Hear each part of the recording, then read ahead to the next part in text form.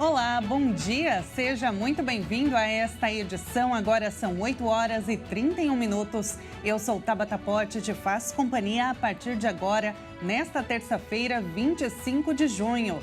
E São Paulo amanheceu gelada, com queda de temperatura de 10 graus na temperatura máxima, em comparação com a segunda-feira. A máxima prevista hoje é de 19 graus, com céu nublado. Então, antes de sair de casa, leve um casaquinho. Com o avanço da massa de ar frio, estados do sul e do sudeste são os que devem ter as maiores quedas nas temperaturas. Agora vamos acompanhar as principais notícias que são destaque no Brasil e no mundo hoje. Vamos conferir. Pantanal registra a maior quantidade de focos de incêndio desde 1988 e Mato Grosso do Sul decreta situação de emergência. Servidores ambientais de pelo menos 5 estados iniciam greve por melhores condições de trabalho. Rio Grande do Sul confirma mais uma morte por causa das chuvas no estado. E ainda, em estreia na Copa América, a seleção brasileira decepciona e termina no empate com a Costa Rica. Essas e outras notícias você confere a partir de agora. O Mato Grosso do Sul decretou situação de emergência por causa dos incêndios. O Pantanal teve a maior quantidade de focos de incêndio já registrada no primeiro semestre desde 1988, quando as queimadas começaram a ser monitoradas por satélites pelo INPE. Segundo dados do Instituto Nacional de Pesquisas Espaciais, entre 1º de janeiro e 23 de junho deste ano, foram detectadas mais de 3.260 queimadas, um número 22 vezes maior que o registrado no mesmo período do ano passado. Mais de 600 mil hectares foram consumidos pelo fogo no bioma neste ano. O Pantanal também bateu o recorde de queimadas registradas no primeiro semestre de 2020. Naquele ano, foram mais de 2.500 focos entre janeiro e junho. E ao fim de 12 meses, o fogo atingiu cerca de 22 mil focos. Aproximadamente 26% do Pantanal foi consumido pelo fogo, afetando pelo menos 65 milhões de animais vertebrados nativos e 4 bilhões de invertebrados. De acordo com o levantamento, de acordo com especialistas, o aumento das queimadas no Pantanal neste ano está ligado principalmente à crise climática, uma vez que o bioma enfrenta seca severa. As chuvas escassas e irregulares nos primeiros meses do ano foram insuficientes para transbordar os rios e conectar Lagoas e o Rio Paraguai, principal rio do bioma que teve níveis baixos para esta época. O decreto de emergência prevê uma atuação do poder público mais célere nos municípios de Mato Grosso do Sul, afetados pelos incêndios. A publicação tem validade de 180 dias. Neste período, fica autorizada a mobilização de todos os órgãos estaduais para atuarem sob a coordenação da Defesa Civil, em ações que envolvam resposta ao desastre, reabilitação do cenário e reconstrução. A medida permite que haja licitações sem edital para ações emergenciais e que bombeiros entrem em casas para prestar socorro. E os servidores ambientais de pelo menos 5 estados iniciaram uma greve nesta segunda-feira. Eles reivindicam melhores condições de trabalho, a reestruturação da carreira e reajuste salarial. A paralisação começou com os estados Acre, Espírito Santo, Pará, Paraíba e Rio Grande do Norte. Os demais estados e o Distrito Federal também devem aderir à paralisação no próximo dia 1º. A categoria prometeu manter apenas algumas atividades, sob regime especial, voltadas sobretudo a emergências. Assim, mesmo que estados como Mato Grosso do Sul, Mato Grosso ou Rio Grande do Sul entrem na paralisação, o combate ao fogo em razão da seca histórica do Pantanal e o atendimento a desastres, como o caso das chuvas no Sul, seguem funcionando.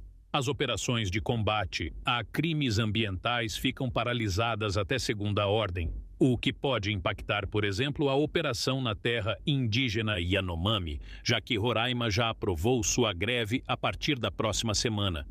O argumento dos servidores é de que A carreira foi sucateada e assediada nos últimos anos e, mesmo assim, resistiu ao desmonte da política ambiental. Desde janeiro, servidores ambientais iniciaram a paralisação gradual, que até aqui resultou na redução no número de autos de infração e multas aplicadas. A última proposta de reestruturação feita pelo Ministério da Gestão e Inovação aconteceu em abril, mas não agradou a categoria. Os servidores fizeram uma contraproposta, mas não obtiveram uma negociação. A Defesa Civil do Rio Grande do Sul confirmou mais uma morte em decorrência das fortes chuvas. Com isso, o número de óbitos subiu para 178. 34 pessoas ainda estão desaparecidas. O levantamento aponta ainda que mais de 2.300.000 foram afetadas de alguma maneira pela tragédia climática, em 478 municípios. Algumas famílias conseguiram retornar para suas casas após retirada de entulho e desinfecção geral do imóvel.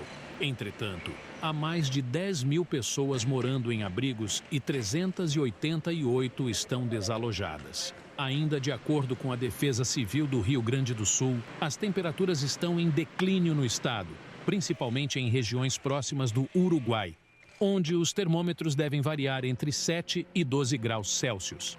E a sensação de frio aumenta devido aos ventos, que devem chegar a 55 km por hora. Ao longo desta terça-feira, a massa de ar polar ganha intensidade. As mínimas variam entre 2 e 5 graus no oeste, Campanha e sul, favorecendo a condição para geadas pontuais na campanha gaúcha. Nas demais regiões, as temperaturas ficam entre 4 e 12 graus, com máximas entre 9 e 12 graus Celsius. E após um mês da tragédia, quase 7.000 estudantes ainda estão sem aula no estado gaúcho. As enchentes assolaram o Rio Grande do Sul e muitas escolas foram danificadas. Ao todo, 17 estão fechadas, sendo uma delas localizada na capital, Porto Alegre, o Colégio Estadual Cândido José de Godói. Somente nessa instituição são atendidos 323 alunos e a limpeza no local ainda nem começou. Mais de 6.900 estudantes permanecem fora das salas de aula, segundo dados da Secretaria Estadual de Educação. De acordo com o órgão, 7 unidades estão sem previsão de retorno. Outras 8 têm previsão de retomar as atividades até 1º de julho. Uma está em processo de fechamento e uma outra segue como abrigo. O governo do estado divulgou que o recurso financeiro repassado é referente ao programa Agiliza, verba extra de autonomia financeira encaminhada nas últimas 2 semanas. Um incêndio de grandes proporções atingiu uma favela na zona sul de São Paulo. As chamas começaram na madrugada desta terça-feira e destruíram dezenas de casas de madeira na comunidade Olaria, no bairro Campo Limpo. Ao menos 12 caminhões do Corpo de Bombeiros foram acionados para o combate às chamas e moradores tentaram ajudar com baldes de água. O fogo foi controlado por volta das 13h15 da manhã. Cerca de 300 famílias foram afetadas e as causas do incêndio serão investigadas. Felizmente, ninguém se feriu. E 96 municípios do Brasil têm mais aposentados por idade do que idosos de fato. Dados revelaram que a prática acontece devido à grande quantidade de aposentadorias por idade concedidas pelo INSS. Dos 96 municípios com mais aposentados por idade do que idosos, 85 estão na região Nordeste, 5 na região Norte, 3 no Sul, 2 no Sudeste e 1 no Centro-Oeste. Para realizar o levantamento, o pesquisador Rogério Nagamini, ex-secretário do Regime Geral da Previdência Social, juntou informações do INSS com dados do Censo Demográfico de 2022 do IBGE, Instituto Brasileiro de Geografia e Estatística. Pela lógica, o número de aposentados por idade deveria ser menor do que a população idosa, pois nem todos os brasileiros contribuem para a Previdência Social para ter direito ao benefício. E mesmo quem contribuiu não necessariamente se aposenta por idade, pode ter acesso a outras modalidades, como a aposentadoria por tempo de contribuição, como aponta a pesquisa. Na cidade de Paulistana, no Piauí, por exemplo, a população de pessoas aptas a receber a aposentadoria é de 3.550 segurados, de acordo com os dados do IBGE. Mas o município conta com um pouco mais de 8.000 aposentados por idade. O estudo também mostrou resultados atípicos em municípios do interior do Maranhão, Piauí, Paraíba, Rio Grande do Norte e Bahia. A pesquisa levou em conta homens com 60 anos ou mais e mulheres com 55 anos ou mais na data 1º de agosto de 2022, em cada um dos municípios brasileiros. Na aposentadoria urbana, as idades exigidas antes da reforma eram de 60 anos para mulheres e 65 para homens, além do tempo mínimo de contribuição de 15 anos. Atualmente, a única mudança para quem já era segurado foi a idade mínima da mulher, que subiu para 62 anos. Assim, em área urbana, nem toda a população do recorte da pesquisa teria direito à aposentadoria por idade. No entanto, o pesquisador Nagamini diz que os dados do INSS levam em consideração o local de pagamento da aposentadoria, enquanto o censo demográfico indica onde os cidadãos vivem. Ele ainda afirma que não é uma prova conclusiva de fraude ou problema, mas é uma discrepância que merece uma análise mais aprofundada.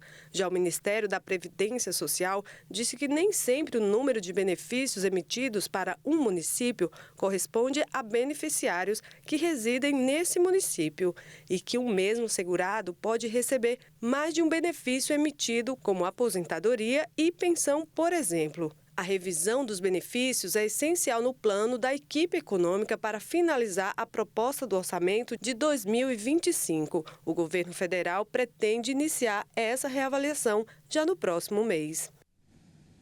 E veja a seguir. Primeira reportagem da série Renascendo para a Liberdade mostra a ressocialização dos presos através do trabalho. E ainda, Brasil fica no empate sem gols contra a Costa Rica em estreia na Copa América. Todos os detalhes em instantes. Voltamos já já.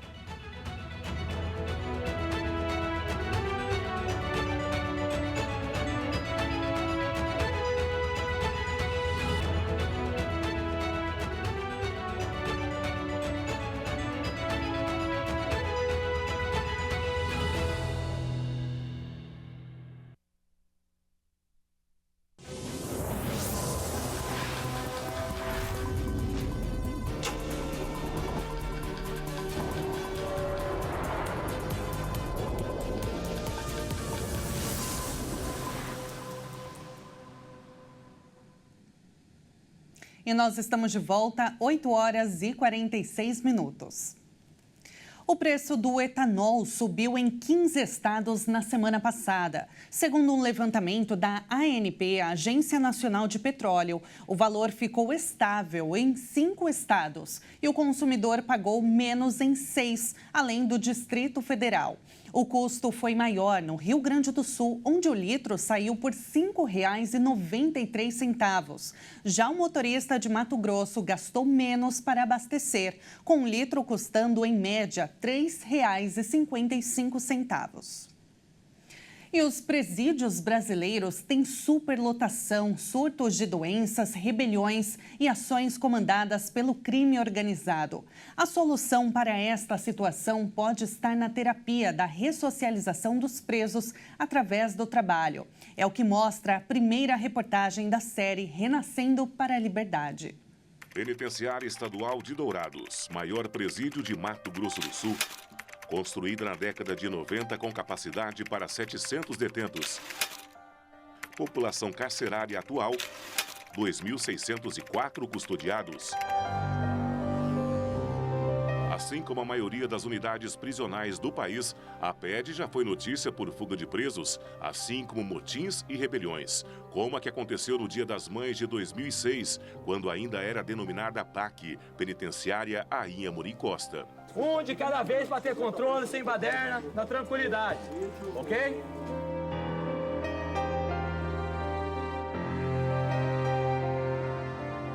Passados alguns anos, a Penitenciária Estadual de Dourados ainda impressiona, não só pelas suas muralhas de 7 metros de altura, torres de monitoramento ou seu interior com seus amplos corredores, mas pelo trabalho desenvolvido pela AGPEM, Agência Estadual de Administração do Sistema Penitenciário, sob responsabilidade do diretor da unidade prisional, na elaboração de projetos e parcerias para que detentos tenham forma de trabalho dentro da unidade. Uma forma de garantir condições de ressocialização e ainda maior capacidade de controlar a segurança do local.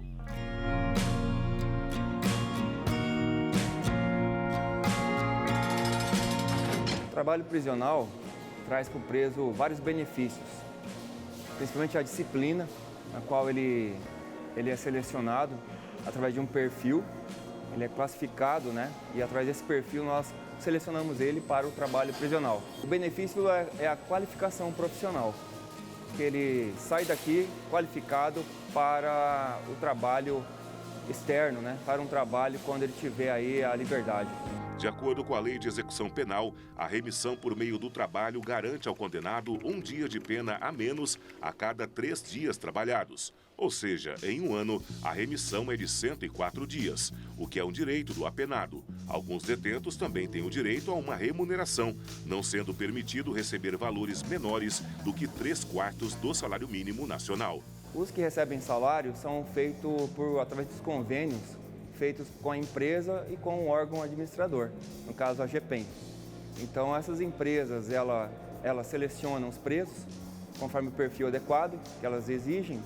Então, a partir daquele momento que a empresa ela instala aqui no parque industrial, nos barracões de trabalho, ela paga um salário.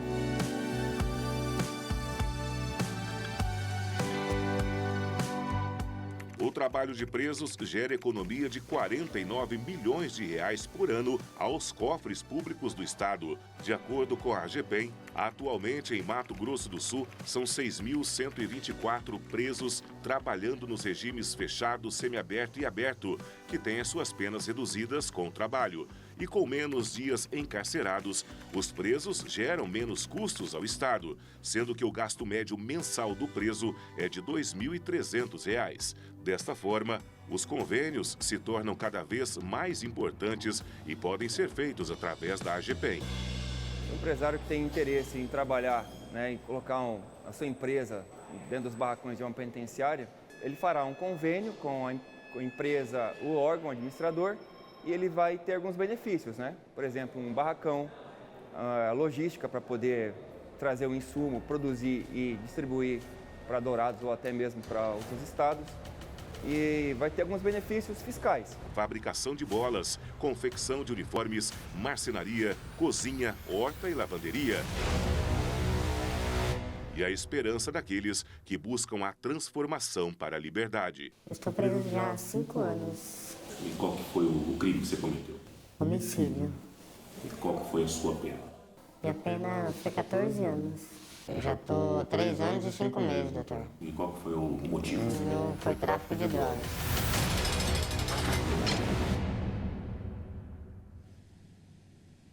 E agora a gente fala de esporte. Na estreia da Copa América, o Brasil jogou mal e ficou só no empate com a Costa Rica. O resultado foi bom para a Colômbia, que venceu o Paraguai por 2-1 e agora está na liderança isolada do Grupo D. Uma estreia decepcionante. A seleção brasileira empatou em 0-0 com a Costa Rica nesta segunda-feira em Los Angeles, pelo Grupo D da Copa América. Os comandados de Dorival Júnior não conseguiram furar a defesa costarriquenha em um jogo em que dominou as estatísticas, como posse de bola, passes e chutes a gol. A rede chegou a balançar no primeiro tempo. Após um cruzamento pela esquerda, Rodrigo cabeceou e Marquinhos completou, mas o VAR anulou o gol. Melhor para os rivais, que celebraram bastante a conquista de um ponto diante da Canarinho, considerada a seleção mais forte da chave. Mais cedo, a Colômbia venceu o Paraguai por 2-1 e lidera o Grupo D. A seleção brasileira volta a campo na sexta-feira contra os paraguaios. No mesmo dia, a Costa Rica encara a Colômbia. E antes de encerrar, vamos para a nossa volta ao mundo por meio da tecnologia. Hoje vamos conhecer um pouquinho de Tennessee, um dos estados americanos e com a capital sendo o coração da música country. Tennessee é um dos 50 estados americanos. sendo esse o 16º mais populoso. O Tennessee fica ao sudeste dos Estados Unidos e tem Nashville como sua capital, que por sua vez é conhecida como capital da música country americana. O estado do Tennessee ainda faz fronteira com 8 outros estados americanos, sendo o estado com maior quantidade de vizinhos nas fronteiras. E agora vamos para a nossa viagem de sempre. Vamos agora sair daqui do Brasil e viajar diretamente ao Tennessee, nos Estados Unidos. Vamos acompanhar um pequeno parque temático em Gatlinburg, conhecido como Vila dos Vagalumes. E vemos agora, olha só, esse amanhecer com cara de sol do meio-dia e por lá já são 7 horas da manhã. 1 hora atrás de nós, mas o sol parece estar bem à frente já, né? Essa é a Vila dos Vagalumes de Anaquesta, praticamente um pequeno parque temático da região, que conta com paisagens lindas, atrações como tirolesa, escalada, além, é claro, de quiosques recheados com a comida local. Um lugar maravilhoso para curtir o dia com a família. E é com essas imagens que encerramos esta edição. Muito obrigada pela sua companhia e eu te encontro novamente na segunda edição, à 1 da tarde. Até lá!